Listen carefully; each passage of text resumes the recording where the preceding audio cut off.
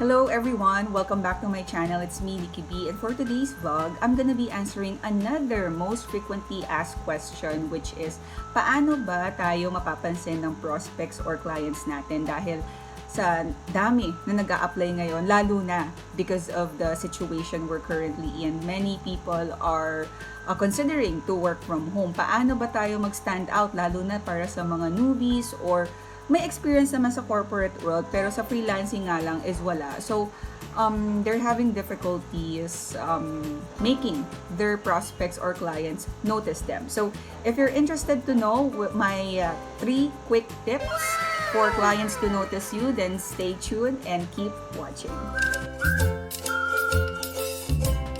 Alright, so thank you so much, Base, for supporting my channel. And if you're new here, my name is Nikki B, and I vlog about freelancing, health, and lifestyle in general. So if you're interested with any of the topics that I mentioned, then consider subscribing and hitting the notification bell para lagi kayong updated sa mga latest uploads ko. So now, for my first tip, I actually discussed it in my previous video. So if you haven't watched my new to freelancing, start here video, I'm gonna put the link in the upper right corner of this video, so better watch it.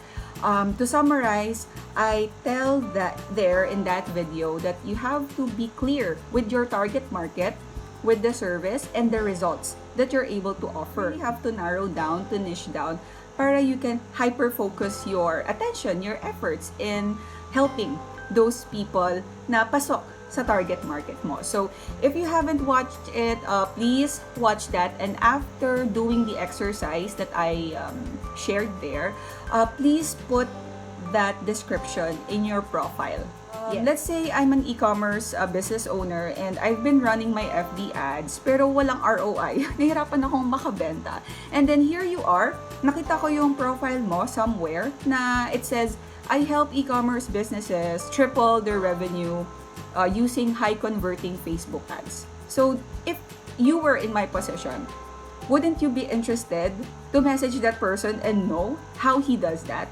So that's the power of being clear with the target market, your offer or service, and the results that you can provide. Now, let's go to tip number 2. Alright, so for the tip number 2 is show them your process. Lalo na dun sa mga walang portfolio or wala pang experience, show them you have a process.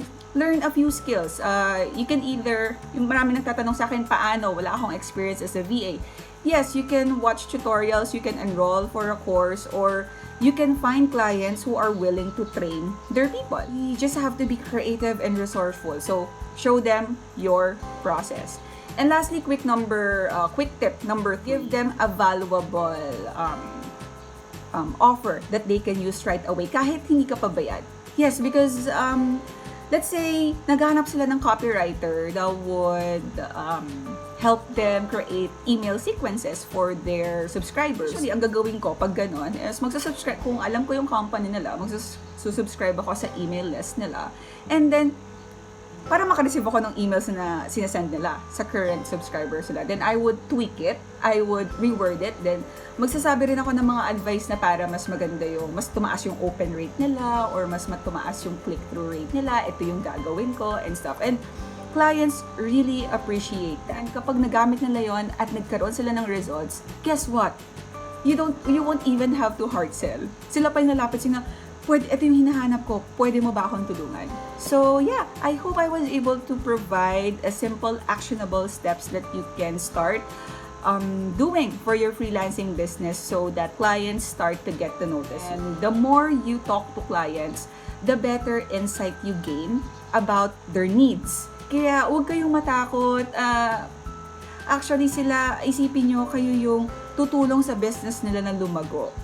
Diba? Nadapa sila. Tutulungan mo silang tumayo. Bakit ka mahihiya? Bakit ka matatakot? Ikaw na nga yung tumutulong. So, yeah, just have that kind of mindset and it would make a lot of difference. So, if you like this video, give it some love, hit the like button, and if you haven't subscribed, please subscribe. And if you have any questions, feel free to comment down below and share this to people na sa tingin nyo matutulungan. So, thank you so much for tuning in. And oh, if you like these kinds of videos about freelancing, then do follow and subscribe to one of my co-freelancers, John Limuel, of the Filipino Freelancer channel, and he recently uploaded a video giving you tips on how people from the corporate setting can successfully transition to the freelancing industry. So do check that out. I hope everyone can have a great weekend. So yeah, I'll see you in my next vlog. Bye!